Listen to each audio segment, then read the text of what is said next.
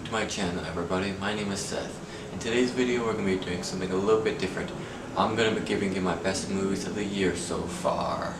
Now, we are already in July, so that means half of the year is already gone. And can you already believe that? I mean, wow, time is going by so fast. So I'm going to be doing the best movies I've seen of this year, 2026, so far in this video. And at number 10, we have Exit 8. Now, when I went to go see this movie, I had no expectations in it. I just saw the trailer, thought, oh, that looks pretty nice, and then I went to go see it. Well, while I was watching this movie, I was really loving the message of the movie. Now, Exit 8 is a indie liminal space horror video game now turned into a movie. And I really just liked the cinematography and what the message was saying throughout the movie, you know. And I really don't want to say that much because it would spoil it, but overall I had such a fun time watching this, and just how they use so much of what they were given, because it is a limited space, because it is supposed to be about liminal space horror, you know. They really just use what they have in such a great way, and I thought it was such a great movie. Yeah, I gave it a 3.5 out of 5. And at number 9 we have The Moment. Now, I'm a big Charli XCX fan, and I cannot wait for her new album coming out July 24th this year. But I remember when Brat came out, I listened to it and I thought, wow, this was just such a great album, and really fell in love with it, you know. And I've always been a Charli XCX fan, but they just made me like bump up the level to like, wow, this was that good, and more of a fan. So when I heard that she was doing a movie, I was super excited, and then the movie came out and I loved it. I watched it I think 3 times, you know, because it just was, to me, was so good. Now, The Moment is really on how you have something that's so successful, you know, how can those companies try to capitalize on it financially, you know. And when they really try to do that, they lose the essence of what made it so popular, you know. But in this movie, you know, in real life, Charli got to have her famous tour and got to really live the whole Brat summer and just Brat everything moment. But in this movie, they do an alternative way where she kind of becomes like a mega pop star, you know, and does that whole thing where,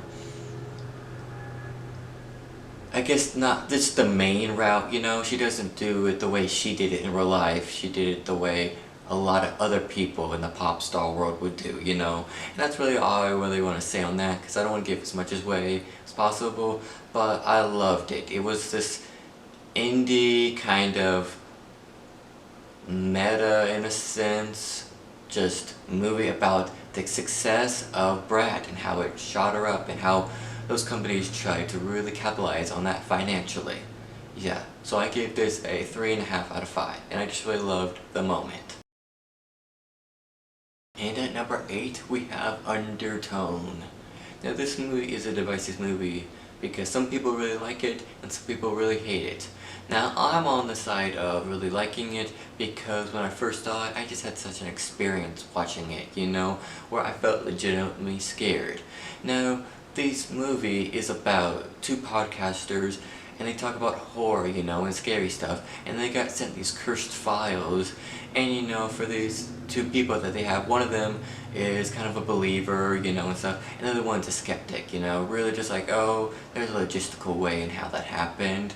But throughout this movie, you know, they use what their horror tropes are, which is audio, you know. You're always in the background hearing something, you know, or, you know, how they use in some of those camera shots where it's like, you're looking at something and it's like, am I supposed to be seeing something, you know, in that shadowy area?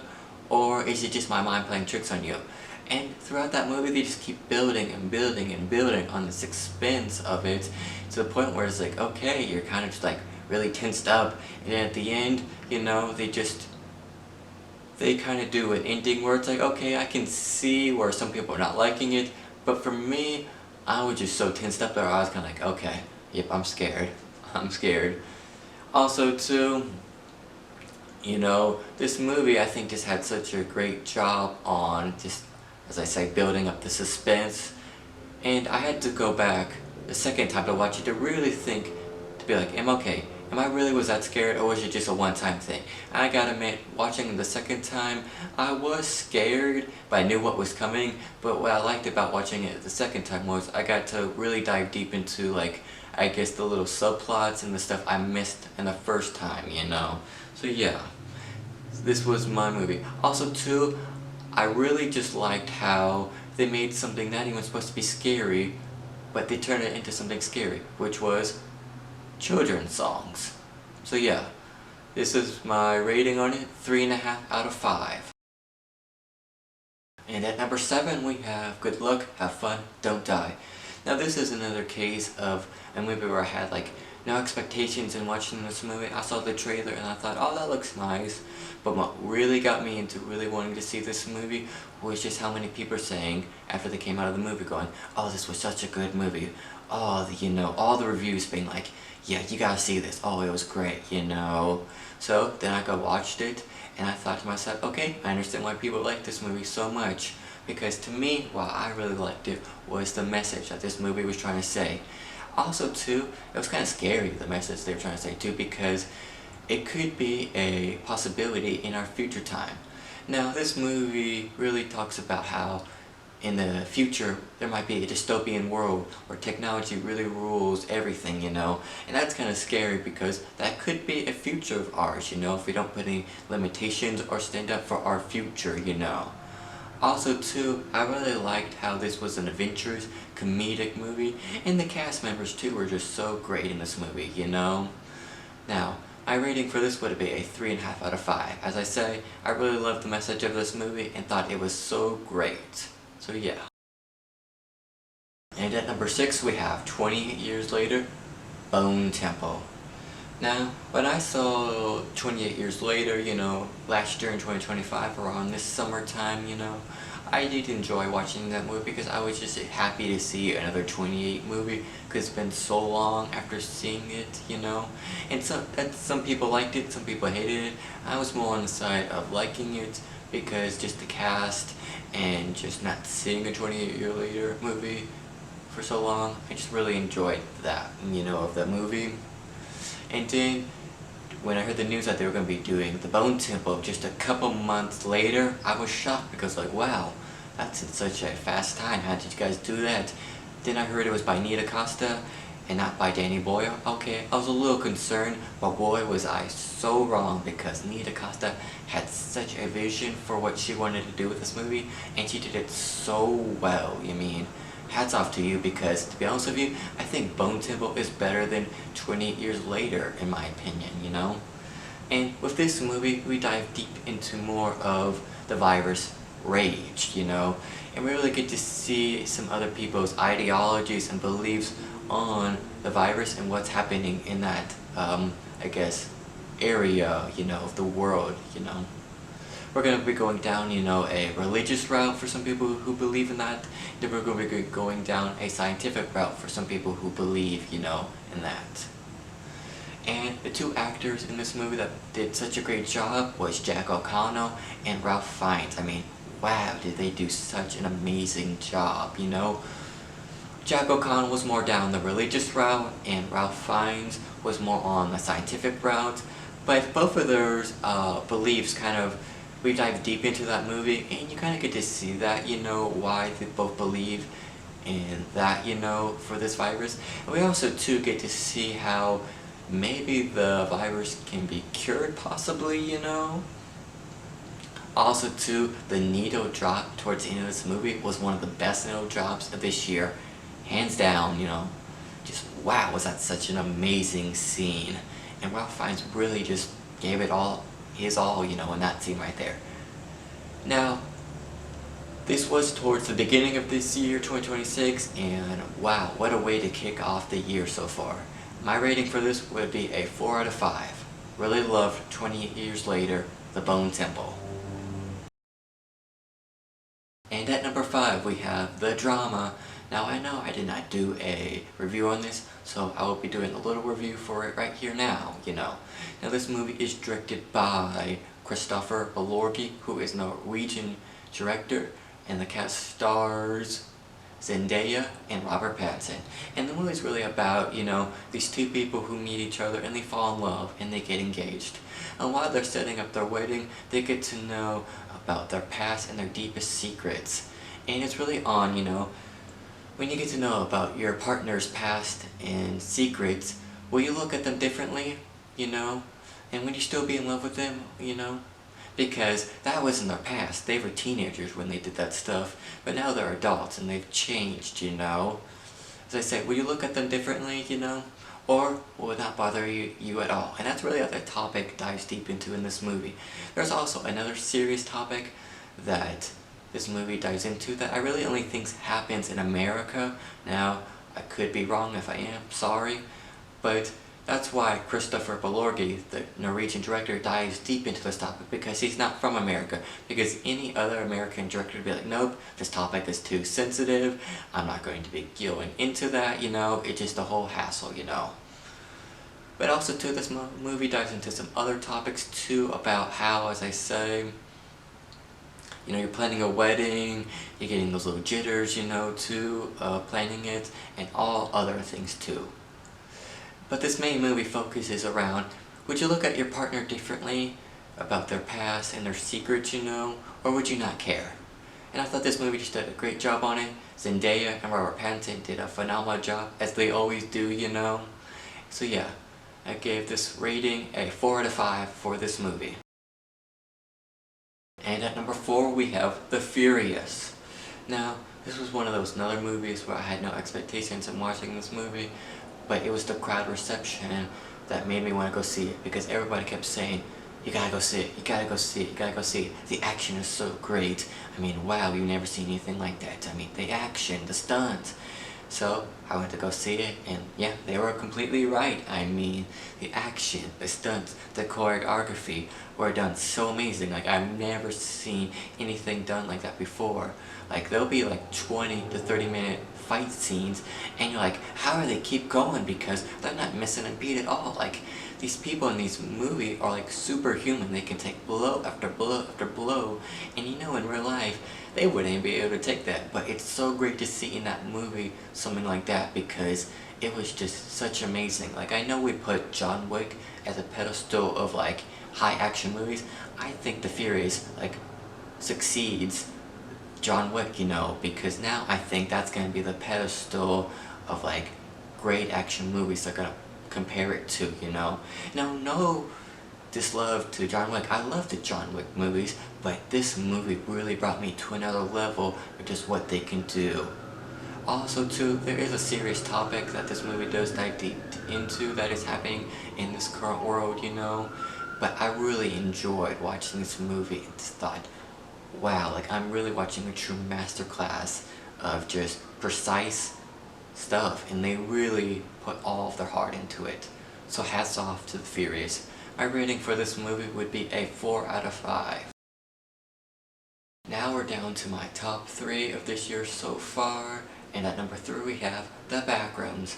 Now, this movie is a little bit decisive, because some people are liking it, some people are not liking it, and this movie still is out for some theaters, But for me personally, I was more on the side of liking it, because I was just really excited to see The Backrooms turn into a movie. And when they said it was going to be directed by Kane Parsons, I was extra excited, because he's not the founder of The Backrooms, but he definitely helped make it to what it is today with its popularity, And when they said he was going to be having, some creative freedom, and he was going to be directing his version of it, I was like, okay, let me see it. Now that I've seen it, I do enjoy it, because it's an extension to his universe that he's making of The Backrooms, And it has so many different topics that it tries to talk about, because the characters that are played in these movies both have traumatic past, but it's the different ways how they deal with their past and their trauma, I just think it's done so well, Also too, just, it's a love letter, I feel like, to The Backrooms, But for some people who did not like it, I can see why you didn't like it, and I can see why, you have your different thoughts and opinions on it, so yeah. But overall, I'm just really liking this movie, and the big topic that is now being discussed is YouTubers turn into filmmakers. Are they the new, big hit, in the industry? Because they're not taking the traditional route. They really built their following up by making, their kind of content on YouTube or different other media platforms. And, we've seen now with the success of, Markiplier's The Iron Lung, Curry Parker's The Obsession, and now Kane Parsons' The Backrooms. It's just great to see some people who didn't get into the traditional route of the film industry making the wave and really making a name for themselves. So yeah, I did like this movie, and my rating for it was a 4 out of 5. And at number 2 we have Obsession. Now this is probably going to be everyone's number 1 of this year, but I really did enjoy this movie. I've seen it 3 times, and I really liked, the movie so much that I saw it 3 times, and getting to really dive deep into those movies and see the little niches, from, the previous showings, because you really get to know a lot about it if you keep watching and watching the movie. Now this movie is doing generational numbers like we've never seen before, I think it just hit the $400 million mark, and the budget for this movie was $750,000. And just, yeah, this movie is phenomenal, It's so relatable, and there's so much you can really dive into this movie about, because it's just overall great. Now, the director of this movie, Curry Parker, is one of those people that was a YouTuber now turned into a film director, and he did just a phenomenal job. Also, the cast too was so great. I mean, Cooper Tomlinson, Megan Lawless, Michael Johnson, and Indy Navarrete all did a phenomenal job, and they all deserve their praise and their flowers they are getting right now, because this movie was just so great. I mean, the whole premise of the One Wish Willow really isn't even supposed to be a bad thing. It just how some people who are using it can be a bad thing, and that's another topic you can really dive deep into. Also too, about relationships and about, like, I guess, how people view other people, and stuff like that. And there's just, as I say, so much you can dive into this movie. It's just great movie. I can't stop saying how much I love this movie. Now, I did do a movie review on it, and I did do a spoiler review on it, if you want to go watch that. But yeah, this movie is just such a great movie. I would give it a 4 out of 5, and yeah, I mean, just hats off to all the people who worked on Obsession. Such a great movie, and y'all deserve the praises that you are getting. And at number 1 we have Project Hail Mary. Now, going into this movie, I was really wanting just to watch it for Ryan Gosling, because I just love his acting. But then when I watched the movie and I saw it the first time, I was like, oh wow, this is something special. Like, just all of it was so great, And I've seen this movie 4 times now.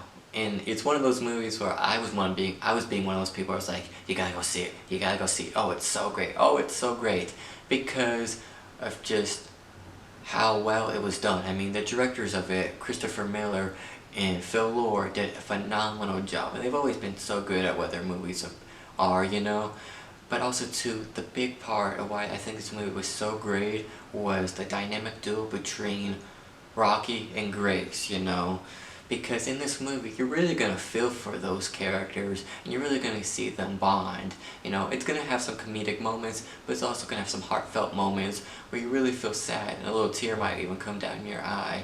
And that's okay, because, wow, was that just such a great movie, Now, there's something in between the areas, for me personally, between the March and April movies, that I will start to know, okay, is that going to be my movie of the year? Because last year, Sinners came out in April, and that was my favorite movie of last year. Now this movie, Project Hail Mary, came out in March, and that is my favorite movie of the year so far. And then even back in 2024, Dune Part 2 came out in March, and that was my favorite movie of the year in 2024. So there's just something in that air for me personally, where that's going to be like, okay, that could possibly be my favorite movie of the year in the month of March or April. But yeah, back to Project Hail Mary. The movie was so great. I mean, the cinematography, the acting, and overall, just the story in general was so great. Now, this movie was based off of a book called Project Hail Mary, and it really was a successful book too, and it's great to see that they made a successful movie out of this, And I think this movie will be a big contenders in the Oscars coming up in, of next year. But yeah, I mean, hats off to Christopher Miller and Phil Lord, and hats off to Ryan Gosling. And then hats off to just everybody else who worked on the movie Project Hail Mary.